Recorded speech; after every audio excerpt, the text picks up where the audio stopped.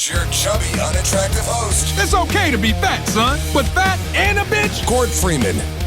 Hello, friends, family, and fan. Welcome back to Cort Freeman Live-ish. Call it Live-ish because it's not live while you're watching it, but it was live at some point.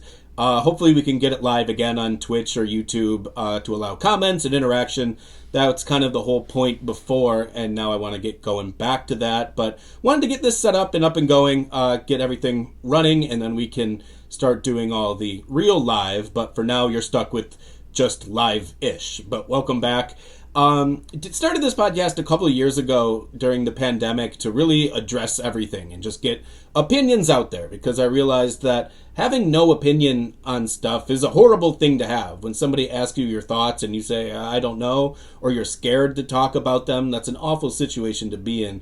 So I started the podcast to talk about some serious stuff and serious issues going on as kind of just thought essays. There was really no planning involved. It was just kind of talking off the cuff to get interaction and get my opinion out there. This time around, I want to do things a little bit differently. I want to have a little more fun. I think the times have changed a bit since we started the podcast, and now we can have more fun, do some comedy with it, and still address some serious issues as they come up and talk about that. But I want the point to be to have fun. Even if we don't accomplish it, that's always the goal. I can't guarantee fun, but that's at least what we're going for here moving forward on Cort Freeman Live-ish. Hopefully it'll be live eventually. Coming up on today's program, why you should never rent your place on Airbnb, how a guy survived 2 weeks lost in the Himalayas, and a possible beach vacation that you might want to consider. Spoiler alert, you probably won't. So let's get started with the Airbnb situation. I've stayed in many in my day. I enjoy them. It's very nice. There can be a lot of benefits compared to a hotel. You know, you get a kitchen, you can have more people stay there, more interactive. It can be cheaper. So there's a lot of benefits to staying in one. However, hosting, a complete different story. I would never do it. There's no way I could put my home, where I stay, where I live, where I sleep, eat, and breathe, up for a stranger to stay in. I wouldn't even love friends staying over while I'm away, even if I can get some money for it. It's just weird. You don't know what they're doing, but you kind of do. So you're ultimately just hoping what you know they're doing is all they're doing, and there's nothing weirder going on, but there inevitably is. I mean, you've stayed in a hotel, you see how people treat hotels. You don't want them treating your home that way. So I know I would never put my house up on Airbnb. I know I have some friends in downtown Detroit who did when the draft was in downtown, and they made a very pretty penny doing it. And hats off to you, touche. I just can't do it. I don't know what would need to happen in order for me to feel comfortable with that, but I can't see it happening unless it was a dedicated house for Airbnb, where you don't stay there, you don't live there, you don't even really go there except to clean up and set up for the next renter. That would be different if it's something dedicated.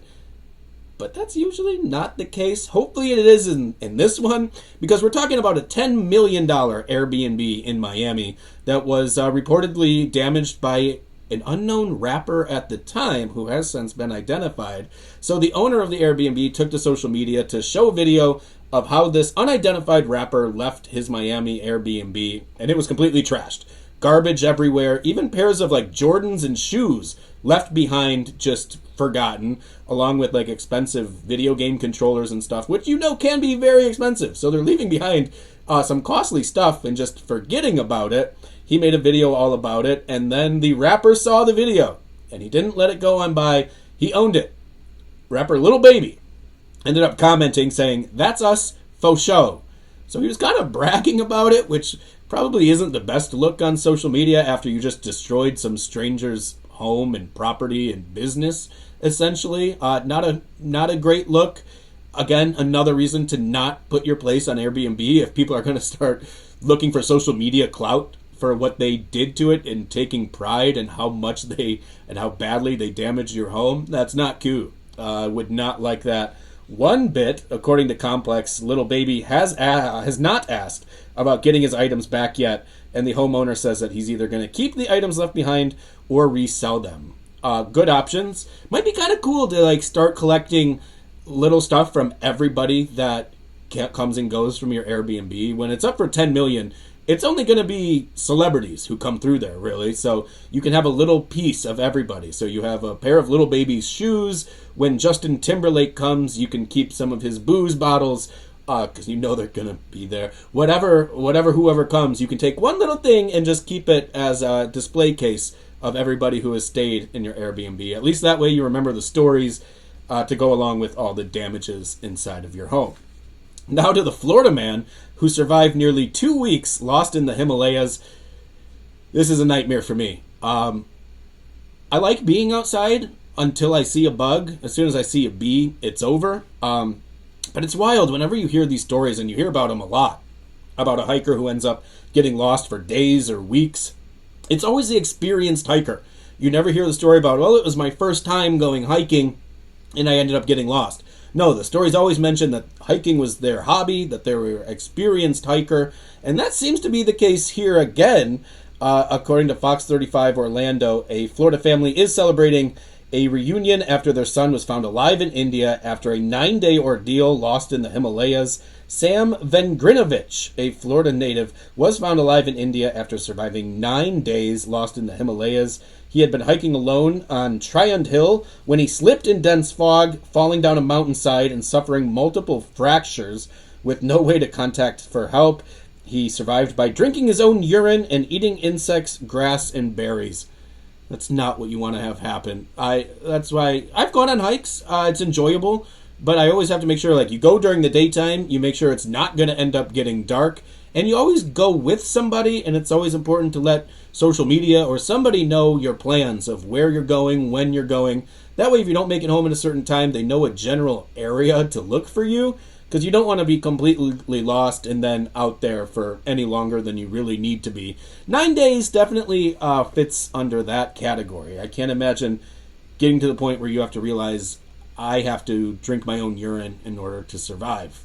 You don't want to end up there. It's bad enough having to eat bugs. You can do that, but once you get to the point where you're parched and you realize you have to drink your own urine, and it's not like he probably just did it once. This was probably several days worth of his own urine. I suppose if you're going to have to drink urine, it's probably best to be your own.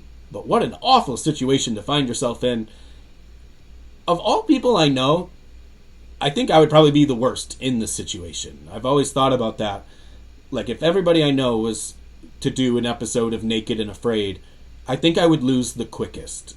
I think they'd be like, all right, Cort, get naked. It's time to go out there. And no. Can I keep my t-shirt?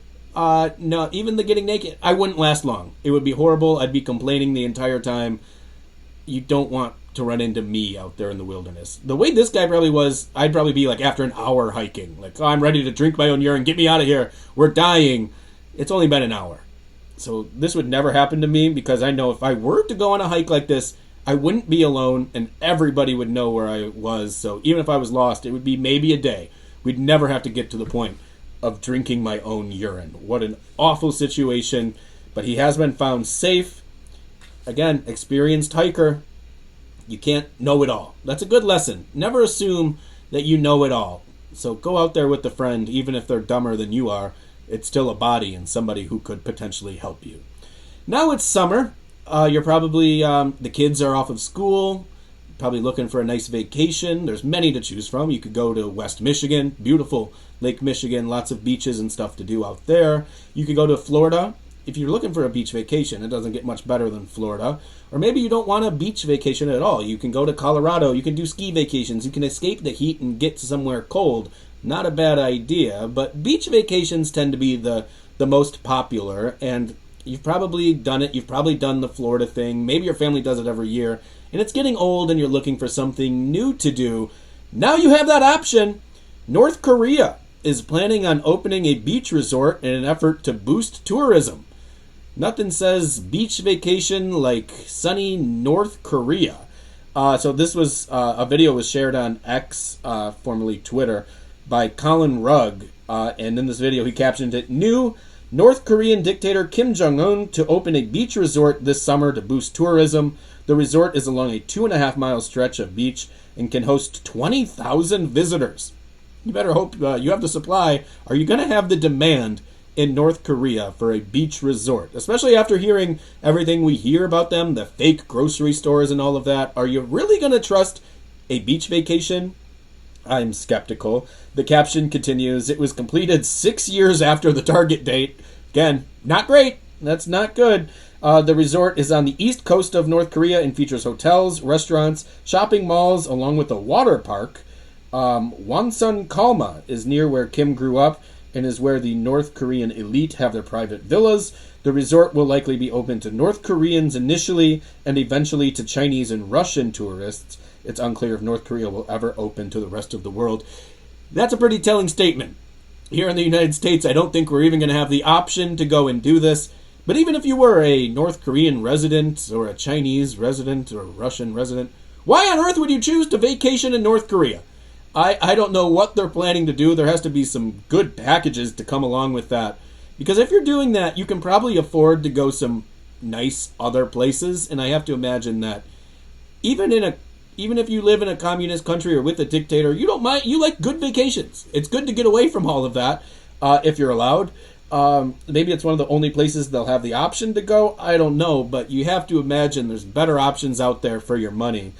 Though it sounds pretty good. Maybe the 6 years that they were late was because they were really making sure everything was safe and up to code.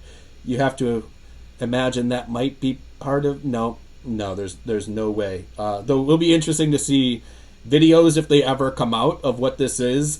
Cool way to boost tourism. I guess people are talking about it, but it would be interesting if we had the option to go over there. I don't think I would be the one taking that flight or being the one to raise my hand, but somebody with an iPhone and social media would do it, and it would be kind of cool to see. So there you go. That's been this episode of Cort Freeman Live-ish. Not sure how often we're going to do this, at least once a week. Wednesdays for now, we will say. Thank you for listening. I'll see you guys soon.